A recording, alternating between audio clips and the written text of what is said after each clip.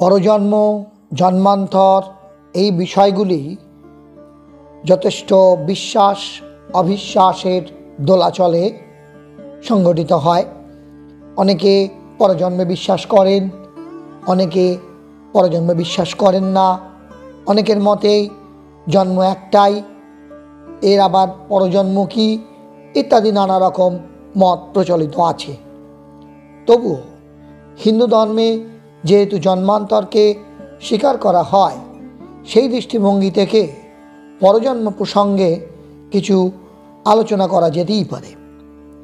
অনেকেরই ধারণা আছে যে চিত্রগুপ্ত বলে একজন আছেন এবং তিনি আমাদের সমস্ত কর্মের ফল ইত্যাদি লিখে রাখেন। আর পরজন্মে কি অবস্থায় আমরা পড়ব বা পরজন্মে আবার কোন পরিবারে গিয়ে উপস্থিত হব বা আদৌ আর মানব জন্ম পাবো কি না, এই প্রসঙ্গে ঠিক করেন সেই চিত্রগুপ্ত।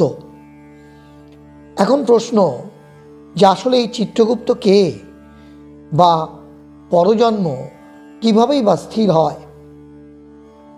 এই প্রসঙ্গে আমরা স্বামী সোমেশ্বরানন্দের কিছু লেখা আমাদের আলোচনার মধ্যে সাহায্যকারী হিসাবে গণ্য হবে। আমরা খেয়াল করলেই দেখতে পাব যে আমাদের এই মন যেন কতকগুলো অংশে বিভক্ত।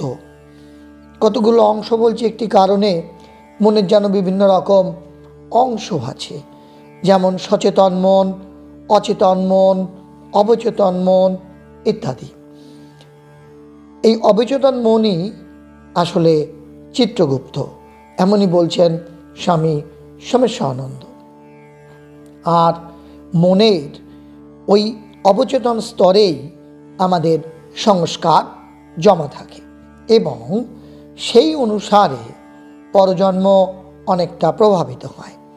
এর মানে এই নয় যে সব কাজের ফলই সংস্কার হিসাবে থাকে বা চিত্রগুপ্ত লিখে রাখেন বা সেই অনুসারে পরজন্ম ঠিক হবে।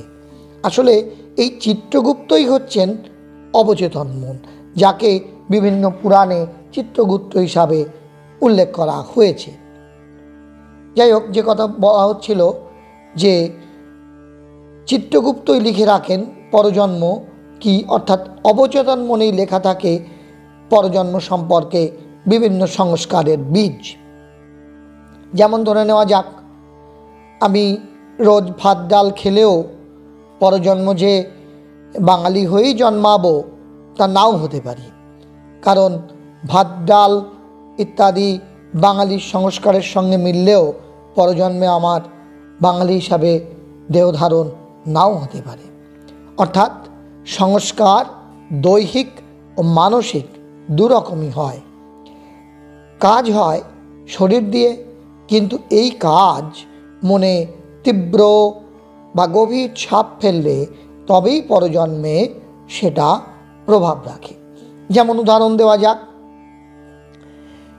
একজন মন্ত্রী রোজ অফিসে গিয়ে লিফট দিয়ে অর্থাৎ লিফটে করে উপরে উঠে নিজের রুমে যান, ফাইল দেখেন, কিন্তু এই কাজগুলো তেমন গুরুত্বপূর্ণ নয় তার কাছে, আর পাঁচটা কাজের মতোই।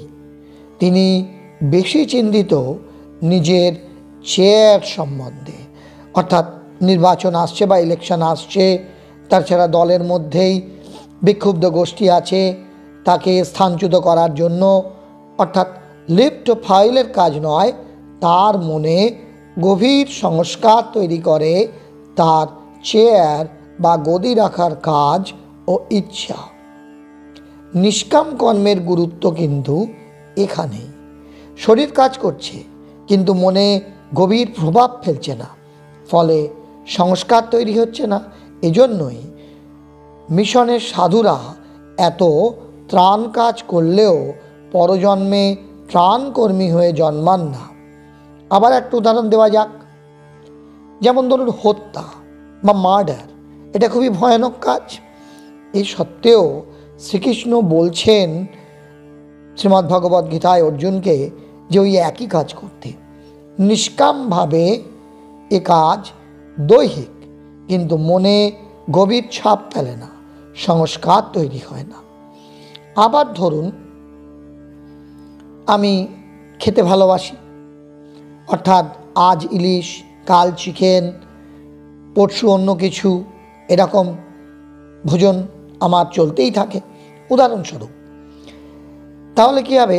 আমার মনে সংস্কার তৈরি করবে কিসের উপর? ওই বিষয় বা খাবারের পদ নয়, বরং খাদ্যের প্রতি লোভ। পরজন্মে এই লোভ বড় হয়ে দেখা দেবে। ইলিশ, চিকেন বা পিৎজা এরকম নয়, অর্থাৎ বিষয় নয়, মানসিক আসক্তি প্রভাবিত করে পরজন্মকে। এই জন্যই শ্রীমদ্ভগবদ্গীতা সতর্ক করছে, কাম, ক্রোধ, লোভ নিয়ে, বিষয় নিয়ে নয়। এগুলোর বিষয় পাল্টে যেতে পারে পরজন্মে, কিন্তু থেকে যাবে মানসিক প্রবণতা, আর এই প্রবণতাই কাজ করবে নানা বিষয়কে নিয়ে। যেমন এই জন্মের খাদ্যলোভ যদি আমিষকে কেন্দ্র করে থাকে, পরজন্মে সেটা মদ বা কোনো নেশাকে নিয়েও হতে পারে। অন্যত্র বিষয় গৌণ হলেও মানুষের ক্ষেত্রে তা নয়।